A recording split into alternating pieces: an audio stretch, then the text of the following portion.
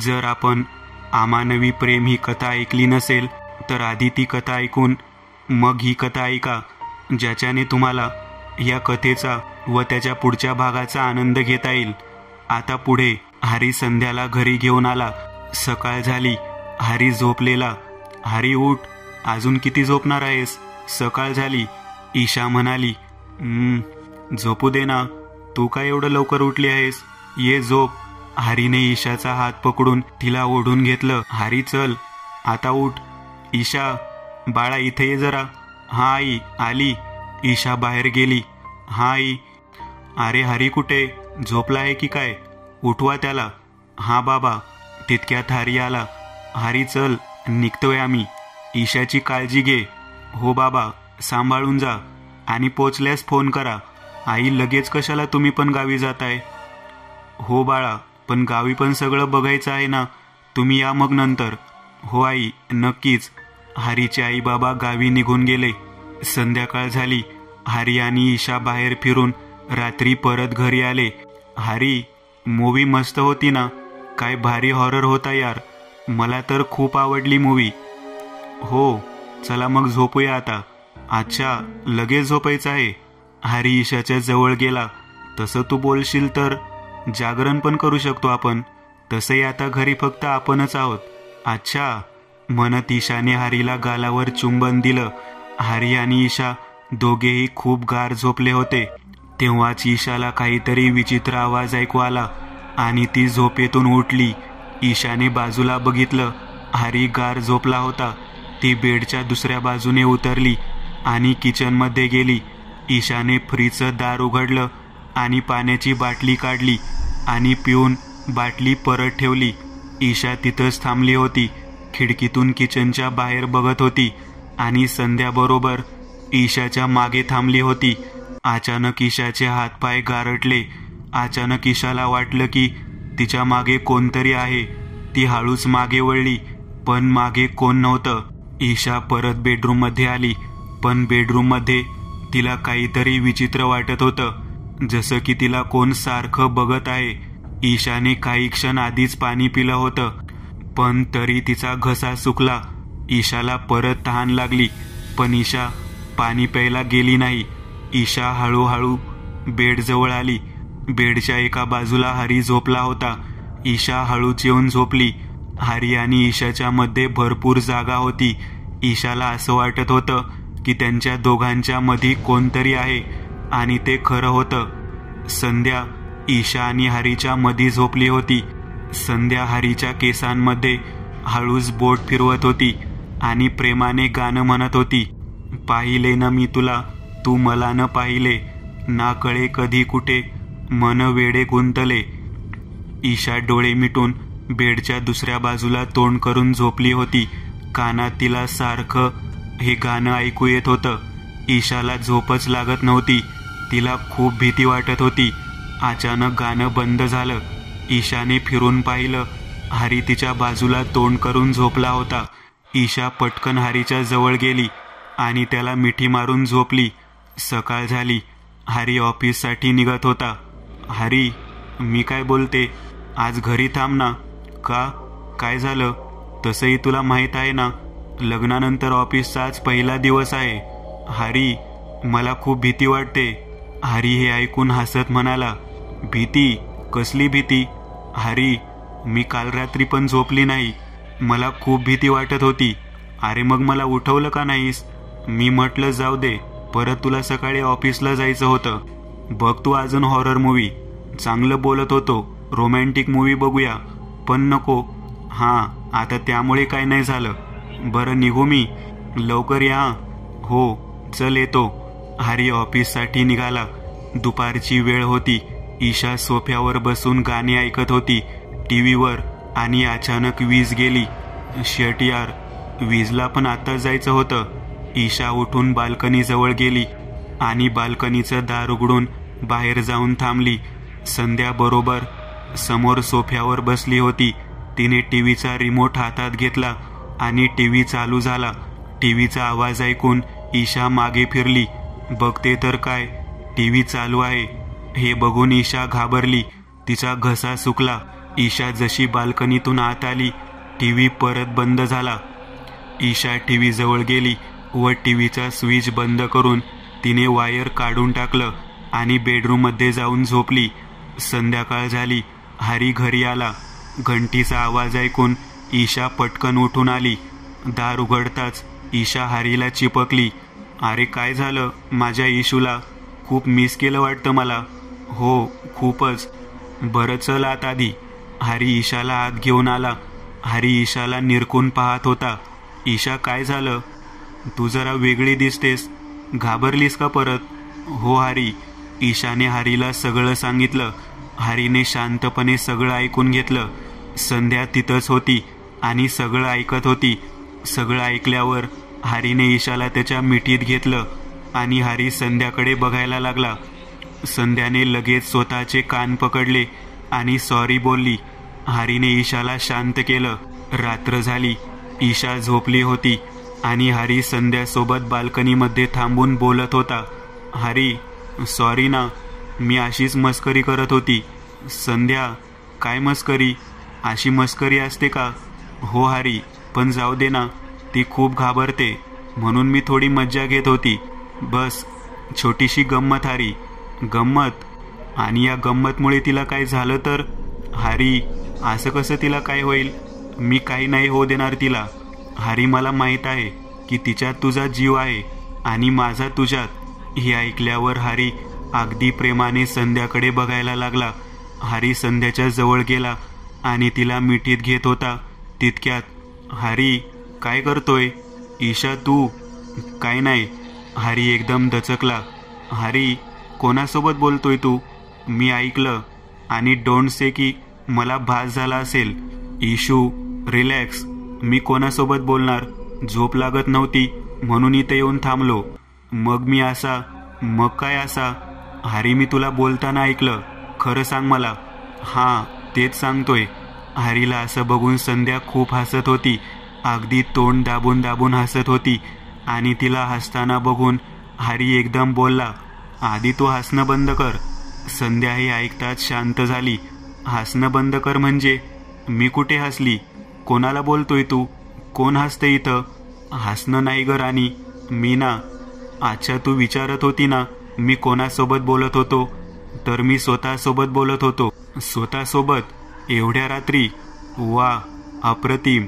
हां, धन्यवाद. धन्यवाद काय? इथं एवढ्या रात्री तू स्वतःसोबत काय बोलत होतास? अरे मी हनीमूनबद्दल बोलत होतो.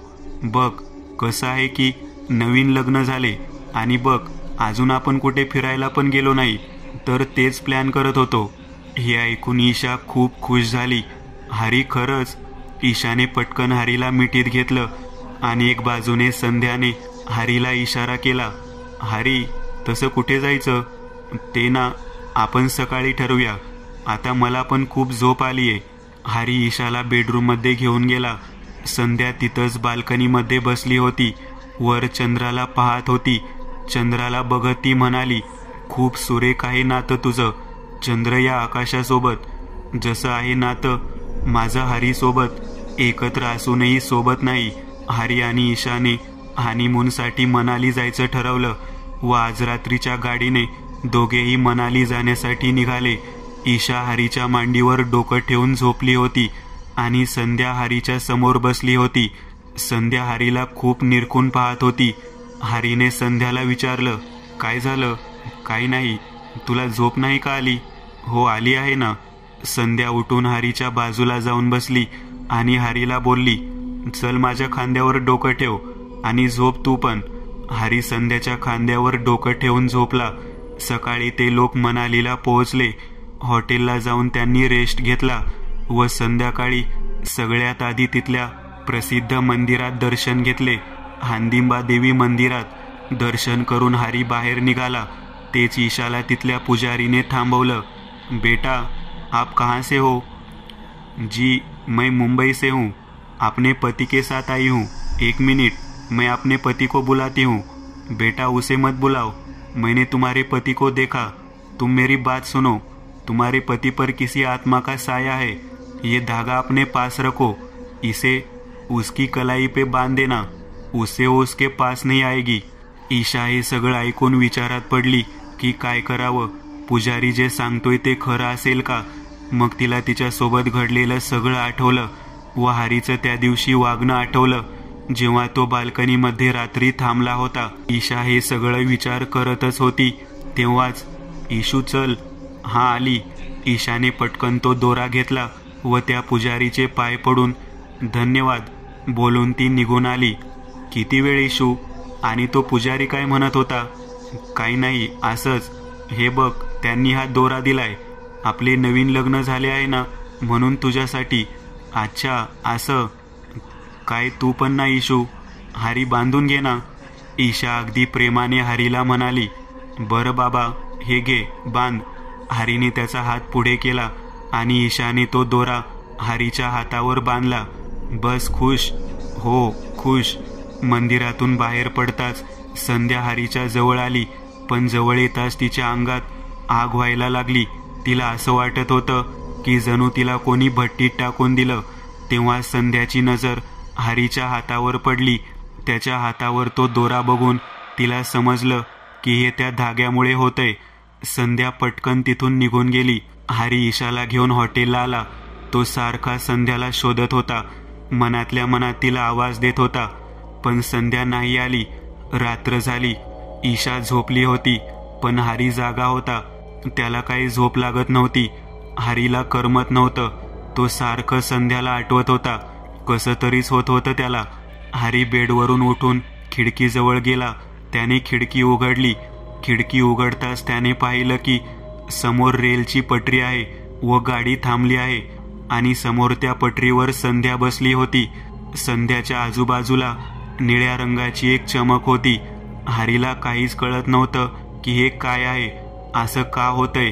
हरी पटकन खाली गेला. हॉटेलच्या बाहेर येताच त्यांनी पाहिलं की खाली सगळं नॉर्मल होतं आधीसारखं. समोर त्याला न रेल दिसली ना संध्या. हरीला काही सुचत नव्हतं. असल्या थंड वातावरणामध्ये पण तो घामाघूम झाला होता. हरीने हाताने त्याचा घाम पुसला आणि तो मागे फिरला. मागे फिरताच त्याने पाहिलं की त्याच्या आजूबाजूला निळ्या रंगाची वेगळी चमक इथून तिथून जात आहे. ती चमक हरीच्या जवळ येत नव्हती. हरीने हळूच त्या चमकला हात लावला. हात लागताच ती चमक अदृश्य झाली. हरीला काहीच कळत नव्हतं. तेव्हाच त्याने पाहिलं की संध्या समोर थांबली आहे. ती हरीपासून खूप लांब थांबली होती. हरी संध्याला बघून खुश झाला. त्याच्या डोळ्यातून अश्रू वाहू लागले.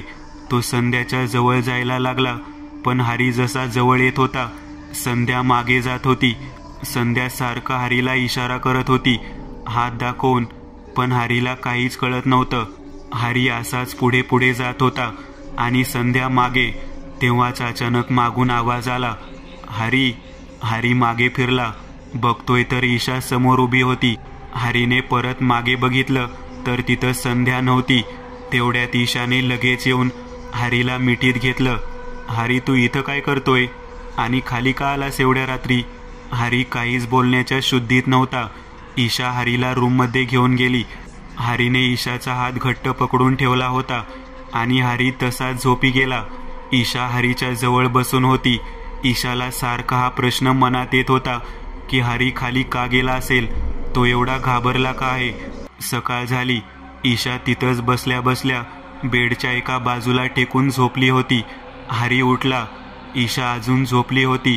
रात्री जे काही झालं हरीला ते थोडं थोडं आठवत होतं. हरी बेडवरून उठत होता तेव्हाच ईशाची झोप मोडली. हरी उठलास. कसं वाटतंय आता. ठीक आहे मी. हरी असं बोलून बाथरूममध्ये गेला. ईशाने तोवर चहा मागवून घेतला. हरी जसा फ्रेश होऊन आला ईशा बोलली हरी ये मस्त गरमागरम चहा रेडी आहे. हरी येऊन बसला आणि चहा पिताना त्याने ईशाला विचारलं ईशा काल रात्री काय झालं होतं नेमकं. मी खाली आहे ते तुला कसं कळलं. हरी काल मी जेव्हा वॉशरूमला जाण्यासाठी उठली तेव्हा मी पाहिलं की तू बेडवर नव्हता. मी तेव्हा खिडकीतून पाहिलं की तू खाली थांबला आहेस. मी तुला वरतून 2 वेळा हाक मारली पण तू काही ऐकलं नाही म्हणून मी खाली आली. जेव्हा खाली आली तर बघितलं की तुझं लक्ष भलतीकडेच होतं. घाबरलेला दिसत होतास तू खूप, आणि म्हणून मी तुला रात्री काही विचारलं नाही. हरी, काय झालं? असं काही आहे का जे तू मला सांगितलं नाहीयेस किंवा लपवतोय? हरीने एकदम संशय भरलेल्या नजरेने ईशाकडे बघितलं आणि बोलला, नाही. बरं सोड, जाऊ देत. आज संध्याकाळी निघायचं आहे. लक्षात आहे की विसरलास? संध्याच्या विचारात हरी जणू हसणं विसरून गेला. तो एकदम शांत झाला. संध्याकाळी ते मुंबईला परत येण्यासाठी निघाले. हरी सारखं ईशा काही बोलली की मोजकं उत्तर देऊन गप्प बसत होता. ईशा पण हरीच्या अशा वागण्यामुळे चिडली होती व तीही शांत झाली. दोघे पण गाडीत बसले होते. हरी झोपला होता. गाडी मधीच थांबली सिग्नलमुळे आणि ईशाची झोप उडाली. ईशाने गाडीच्या खिडकीतून बाहेर बघितलं तर खूप काळोख होता. अमावास्येची रात्र होती. चंद्रही जणू कुठे लपला होता. तेव्हाच ईशाला सगळीकडे निळ्या रंगाची चमक दिसू लागली. ईशा तिच्या जागेवरून उठली आणि गाडीच्या दारावर येऊन थांबली. ती चमक हळूहळू ईशाच्या जवळ येत होती. ईशा त्या चमकला बघून मोहित झाली आणि गाडीच्या खाली उतरली आणि त्या चमकच्या जवळ गेली. जवळ जाताच ती निळ्या रंगाची चमक अदृश्य झाली आणि तेव्हाच गाडीचा हॉर्न वाजला. ईशा पटकन गाडी चढायला जातच होती तेव्हा वरतून तिच्या अंगावर मंदिरातून दिलेला जो दोरा तिने हरीच्या हातात बांधला होता तसे दोरे पडायला लागले. ईशा जशी तशी धावत गाडीजवळ आली, पण गाडी चालू झाली. ईशा धावत होती गाडीच्या मागे. तेव्हा तिच्या पायात त्या दोऱ्याची गाठ बसली आणि ईशा खाली पडली. हरी घाबरून उठला. अगदी घामात भिजला होता तो. ईशा समोरच्या सीटवर झोपली होती. गाडी चालू होती. नशीब स्वप्न होतं. हरी ईशाच्या जवळ गेला आणि त्याने तिच्या डोक्यावर हात ठेवला. तेव्हाच त्याचं लक्ष दोऱ्यावर गेलं. तेव्हा हरीला आठवलं की काल रात्री पण जेव्हा त्याला संध्या दिसली ती इशारा करत होती, सारखं हात दाखवत होती. आता पण त्याच्या स्वप्नात त्याने पाहिलं की ईशाच्या अंगावर ते दोरे पडत होते व त्याच दोऱ्याने तिच्या पायात गाठ बसली. हरी मनातल्या मनात बोलला, जेव्हापासून ईशाने माझ्या हातात दोरा बांधला आहे तेव्हापासून संध्या दिसली नाही. बहुतेक ती मला हेच सांगण्याचा प्रयत्न करते. हरी पटकन उठला आणि गाडीच्या दारावर गेला. त्याने जशी तशी त्या दोऱ्याची गाठ खोलली. गाडी तेव्हा एका पुलावरून जात होती. खाली नदी होती. हरीने पुढचा विचार न करता तो दोरा खाली फेकून दिला आणि डोळे मिटून तसाच तिथं थांबून राहिला. तेव्हा संध्या बरोबर त्याच्या मागे येऊन थांबली. संध्या हरीच्या मागे थांबली होती. हरी हळूच मागे फिरला पण संध्या हरीच्या समोर आली नाही. हरी त्याच्या सीटवर जाऊन बसला. ईशा झोपली होती. सकाळ झाली. हरी आणि ईशा घरी पोहोचले. Finally home, sweet home. बरं वाटलं आता? हरीने काहीच उत्तर दिलं नाही. तो शांतच उभा होता. संध्याकाळ झाली. हरी बाल्कनीमध्ये थांबला होता. ईशाला काहीच कळत नव्हतं की हरी असा का वागतोय. ईशा हरीसोबत बोलण्यासाठी बाल्कनीमध्ये आली पण तेव्हाच तिचं लक्ष हरीच्या हातावर गेलं. हरी, तुझ्या हातावरचा दोरा. हरीने ईशाकडे पाहिलं आणि बोलला, माहीत नाही, पडला असेल. ईशा, स्टॉप इट यार. बोललो ना माहीत नाही. हरी अगदी रागात बोलला, हरी तुला झालंय काय? तू काय एवढा चिडतोय? कधीपासून बघते मी एकटा बसून राहतो. ना नीट बोलतोय ना नीट वागतोय. काय झालंय का? ईशा, जस्ट लिव्ह इट यार. I am not in a mood of any conversation. Please just leave it. हरीचा राग त्याच्या बोलण्यावरून स्पष्ट दिसत होता. ओके, ठीक आहे, जाते मी. ईशा बेडरूममध्ये जाऊन बसली. ईशा रडत होती. तिला काहीच कळत नव्हतं. हरीचं हे वागणं तिला अजिबात पटत नव्हतं. रात्र झाली. हरी बेडच्या एक कोपऱ्यात तोंड करून झोपला होता. तेच ईशा दुसऱ्या बाजूला. दोघेही जागे होते पण एकमेकांसोबत बोलत नव्हते. हरीला माहीत होतं की चूक त्याची आहे पण तो सध्या फक्त संध्याचा विचार करत होता की ती कुठे गेली. दिवस असे जात होते. संध्या परत हरीला कधी दिसली नाही, ना स्वप्नात ना प्रत्यक्षात. हरीने त्याची चूक स्वीकारली. त्याने ईशासोबत भरपूर वेळ बोलण्याचा प्रयत्न केला पण ईशाच्या मनातून राग जात नव्हता. सगळं एकदम विस्कटलं. हरी आणि ईशाच्या मध्ये वाद वाढायला लागले. संध्या पण परत हरीला दिसली नाही.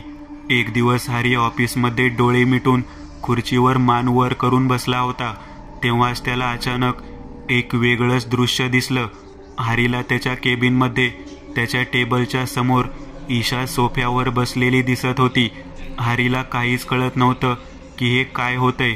हरी त्याच्या जागेवरून उठला आणि ईशाच्या जवळ गेला. तेव्हाच ईशा सोफ्यावरून उठली आणि हरीच्या आरपार निघून गेली. हरी हे बघतच राहिला. त्याला काहीच कळत नव्हतं. हरी मागे फिरला. ईशा तिथंच थांबली होती. ईशाने अचानक तिच्या डोक्यावर हात ठेवला. ईशाला चक्कर येत होती. हरी तिला पकडायला तिच्या जवळ गेला आणि तिच्या कमरेवर हात ठेवून हरी ईशाला धरायला गेला, पण ईशा खाली पडली. हरी खाली बसून ईशा ईशा ओरडत होता. तिला उठवत होता, पण ईशा बेशुद्ध झाली होती. हरी ईशाला स्पर्श करण्याचा प्रयत्न करत होता, पण ते शक्य नव्हतं. तेव्हाच हरीच्या केबिनमध्ये त्याची असिस्टंट आली. सर, काय झालं? तुम्ही खाली काय करताय? हरी एकदम शुद्धीत आला. बघतोय तर तो त्याच्या ऑफिसमध्ये होता. त्याने खाली बघितलं तर ईशा तिथं नव्हती. हरीने त्याच्या डोक्यावरचा घाम पुसला आणि उभा राहिला. Sir, is everything okay? पण हरीने काहीच उत्तर दिलं नाही. हरी काही न बोलता पटकन ऑफिसवरून घरी जाण्यासाठी निघाला. हरी सारखं ईशाला फोन लावत होता, पण ईशा फोन उचलत नव्हती. हरीला खूप टेन्शन येत होतं. फटाफट तो घरी पोहोचला. हरीने पटकन खिशातून घराची चावी काढली आणि दार उघडलं. दार उघडताच त्याची नजर ईशावर पडली. ईशा बेशुद्ध होऊन खाली पडली होती. हरीने पटकन ईशाला उठवायचा प्रयत्न केला, पण ईशा उठत नव्हती. हरी धावत किचनमध्ये गेला आणि पाणी घेऊन आला. हरीने ईशाच्या चेहऱ्यावर पाणी शिंपडलं आणि ईशा शुद्धीत आली. हरीला समोर बघताच ईशाने हरीचा हात धरला. हरीच्या पण जीवात जीव आला. त्याने ईशाला त्याच्या ओंजळीत घेतलं. हरी ईशाला दवाखान्यात घेऊन आला. घाबरायची काही गरज नाहीये. अशा सिच्युएशनमध्ये हे नॉर्मल आहे, पण काळजी घ्या, डॉक्टर म्हणाले. सर, म्हणजे मीन्स तुमची वाईफ प्रेग्नेंट आहे. So soon you gonna have a baby, doctor म्हणाले. हरी आणि ईशा हे ऐकून खूप खुश झाले. हरी ईशाला घेऊन घरी आला. घरी येताच ईशा बोलली, हरी, व्हॉट यू थिंक? काय होईल? Baby girl or boy? माहीत नाही, पण I am damn excited dear. तुला माहीत आहे, मी तर नाव पण ठरवून ठेवले आहेत. अच्छा, हो. हरी, एकदम वेगळंच वाटते आज. हरीने ईशाकडे पाहिलं आणि गालातल्या गालात हसला. हरी, ईशा एकदम हळूच बोलली. हां ईशू, बोल ना. हरीने अगदी प्रेमाने उत्तर दिलं. हरी, सॉरी यार, प्लीज सॉरी. हे ऐकताच हरी पटकन ईशाच्या जवळ गेला. अरे, काय झालं अचानक? आता तर एवढ्या चांगल्या मूडमध्ये होतीस. अरे ईशू, रडतेस का तू? पागल झाली आहेस का? हरी, खूप त्रास दिला ना मी तुला एवढ्या दिवस. तुझ्यासोबत नीट वागली नाही मी. आज जर तू धावत आला नसता तर काय? गप, काही पण बोलू नकोस. आणि चुकी तर माझी आहे ईशू. मीच येड्यासारखं वागत होतो. I am sorry. मी आधी बोलली ना सॉरी, मग माझी चुकी आहे. ईशू, बस आता जाऊ देत. तुझी चुकी आहे.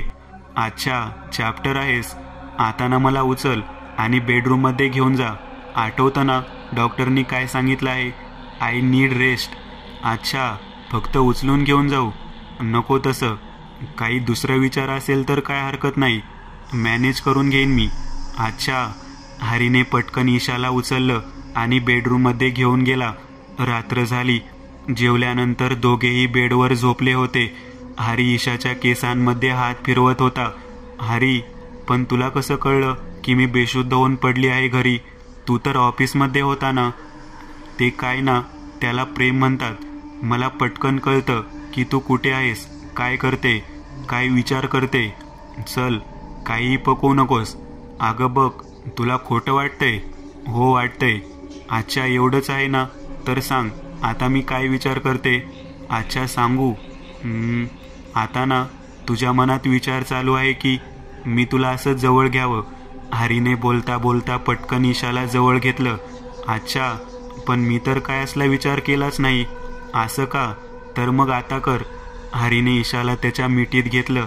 ईशा झोपली होती, पण हरीला झोप लागत नव्हती. तो सारखं आज जे घडलं, त्याला ऑफिसमध्ये जे सगळं दिसलं, त्याचा विचार करत होता. हरीला खात्री होती की जे काही झालं त्याच्या मागे संध्याच आहे. तिने ईशाचा जीव वाचवला आणि मलाही येऊन सांगितलं. पण संध्या आहे कुठे? हरी मनातल्या मनात संध्याचं खूप आभार मानत होता, पण ती त्याला दिसत नव्हती. पण संध्या तिथंच होती. संध्या बेडवर हरी आणि ईशाच्या मध्ये झोपली होती. ती एकटक ईशाच्या पोटाकडे बघत होती आणि मग तिने हळूच तिचा हात ईशाच्या पोटावर ठेवला आणि बोलली, वाट पाहते मी तुझी, बस लवकर ये. संध्या हरी आणि ईशाच्या आसपासच होती. जेव्हा हरीने दोरा गाडीच्या बाहेर फेकला तेव्हापासून संध्या हरी आणि ईशाच्या जवळच होती. पण त्या दिवसानंतर संध्या कधी हरीला दिसली नाही. हरीच्या घरचे व ईशाच्या घरचे सगळेच खूप आनंदात होते. सगळं चांगलं चालू होतं. तेव्हाच एक दिवस हरी ईशाला त्यांच्या गुरुजीकडे आश्रममध्ये घेऊन गेला. नुसतंच आईने त्याला सांगितलं होतं की जाऊन पाया पडून या. हरी आणि ईशा आश्रममध्ये आले. पाया पडून झाल्यावर गुरुजींनी ईशाला आश्रमची परिक्रमा करायला सांगितली आणि हरीला त्यांनी त्यांच्या जवळच बसवलं. हरीला समजलं नाही, पण ईशाला खात्री झाली की बहुतेक गुरुजींना काहीतरी हरीला सांगायचं आहे. ईशा उठून परिक्रमा करायला गेली. तेव्हाच गुरुजींनी हरीला सांगितलं, बाळा, तू काहीतरी चूक केली आहेस, ज्याचा परिणाम तुला भोगावा लागणार आहे. गुरुजी, कोणती चूक? बाळा, कर्म याचा अर्थ काय माहीत आहे तुला? जे कर्म इथं तू केले आहेस ना, ते तुला इथंच फेडावे लागणार. कर्माच्या पुस्तकात माफी नसते. सगळ्यांचे हिशोब कर्मा वेळेनुसार करतो. तुझ्या बाळाला जीवाचा धोका आहे. बायकोची नीट काळजी घे. बाकी जशी देवाची मर्जी. गुरुजी, काय सांगताय तुम्ही? याचा काहीतरी उपाय असेल ना? माझं बाळा, तुझ्या सगळ्या प्रश्नांचे उत्तर तुला वेळ देईल. हे घे प्रसाद आणि सांभाळून जा. हरी गुरुजींच्या पाया पडून उठला आणि तिथून ईशाला घेऊन निघाला. जाताना कारमध्ये ईशाने हरीला विचारलं, हरी, काय बोलले का गुरुजी? आश्रममधून निघालास तेव्हापासून खूप शांत आहे तू. नाही ग, तसं काही नाहीये, फक्त डोकं जड झालंय. घरी जाऊन मस्त चेपून देते तेल लावून, बरं वाटेल मग थोडं. हो, चालते की. हरी अगदी विचारात गुंतला होता. नक्की काय आणि कुठली चूक आहे ज्याच्यामुळे त्याच्या बाळाला जीवाचा धोका आहे ते हरीला काहीच कळत नव्हतं. दोघे पण घरी पोहोचले. हरी ईशाच्या मांडीवर डोकं ठेवून झोपला होता आणि ईशा त्याच्या केसांमध्ये तेल लावून मालिश करत होती. ईशा, मला न कळत नाही की नेहमी मीच का अडकतो प्रॉब्लेम्समध्ये. काय झालं हरी? कसला प्रॉब्लेम? यार म्हणजे ना, सोड आता. काय सांगू तुला? काय झालं सांग ना. गुरुजींनी काय सांगितलं? हरी हे ऐकून आश्चर्यात पडला. त्याला ईशाचा आवाज वेगळा ऐकू आला. हरी पटकन ईशाच्या मांडीवरून उठला. अरे काय झालं हरी, उठलास का? अजून मालिश बाकी आहे, ये. ईशाचा आवाज वेगळाच होता. ती खाली मान टाकून बोलत होती. हरीला आता भीती वाटायला लागली. त्याला खात्री झाली की हे नक्की वेगळंच आहे काहीतरी. तेव्हाच ईशा परत अगदी प्रेमाने बोलली, हरी, काय विचार करतोय? ओळखलं नाहीस तू मला? थांब, आता तुला आठवेल. ईशाने असं बोलून गाणं म्हणू लागली. गाणं ऐकताच हरी बोलला, संध्या. हे ऐकताच ईशाने मान वर करून हरीकडे बघितलं. खूप वेळ लावलास हरी, विसरलास तू मला. संध्या, तू हे काय करते? तू ईशाच्या अंगात? हो हरी, पण त्यात काही चुकीचं आहे. मी पण तर बायको आहे ना तुझी. लग्न नाही झालं आपलं, पण तरी मी तर तुला माझा नवरा म्हणून कधीच स्वीकारला आहे. संध्या, हे तू काय बोलतेस? मस्करी करते ना तू? संध्या, प्लीज नको करूस मस्करी. भीती वाटते आता मला. मस्करी? मी कुठे मस्करी करते? बघ, मी हसते का बघ. ईशा हरीच्या अगदी जवळ येऊन त्याच्या तोंडाला तोंड लावत होती. संध्या, मी तुला चांगल्यासाठी आणलं होतं घरी, तुला मुक्ती मिळावी म्हणून, आणि मी तेच करते हरी. अरे तू रडतोय का? मी कुठे काय केलं आहे ईशाला? किती दिवसापासून मी राहते बघ, पण कधी काय केलं का मी तिला? शेवटी माझी लाडकी सवत आहे आणि तिच्यामुळे तर मला मुक्ती मिळणार आहे. संध्या, जे काय झालं ते माझ्यामुळे झालं. त्यात ईशाला काहीच माहीत नव्हतं. संध्या, तुला तर माहीत आहे. प्लीज प्लीज संध्या, ईशाला सोडून टाक. नाही हरी, अजून ती वेळ आली नाहीये. इतके दिवस मला तू आठवत होतास, तेव्हा तुझ्या बोलण्यात प्रेम दिसत होतं. पण आज तुझ्या बोलण्यात भीती का दिसते? मला कधीपासून घाबरायला लागला तू? एवढे दिवस तर नाही घाबरला, जेव्हा मी रोज तुझ्यासोबत हातात हात घालून फिरत होती, तुला जेवण बनवून भरवत होती. पण ईशाच्या प्रेमात आंधळा झाला आहेस तू. तुला कळलंच नाही की ईशाच्या जागेवर मी आहे तुझ्यासोबत. त्या दिवशी जेव्हा तू दोरा फेकलास ना पाण्यात, तेव्हा मी तुझ्या मागेच उभी होती. तुझं माझ्यावर प्रेम बघून मन तर करत होतं की तुला मिठीत घेऊ, पण माझी पण मजबुरी आहे ना. त्या दिवसापासून मी ईशाच्या अंगात आहे आणि अजून थोडे दिवस राहणार मी, जोपर्यंत माझं काम होत नाही हरी. आणि घाबरू नकोस, मी माझ्या लाडक्या सवतीला काही होऊ देणार नाही. ईशा हरीच्या जवळ आली आणि हरीच्या गालावर तिने चुंबन दिलं आणि तशी ती खाली पडली. हरीने पटकन तिला उचललं आणि तिला बेडवर झोपवलं. हरी ईशाला सारखं उठवत होता, तिच्या गालावर सारखा हात फिरवत होता. ईशा, उठ ना ग, काय झालं तुला? तेव्हाच ईशाने एकदम डोळे उघडले आणि बोलली, थँक्स हरी, मला उचलून बेडवर झोपवण्यासाठी. हरी एकदम दचकला. ईशाचा हात सोडून तो मागे गेला.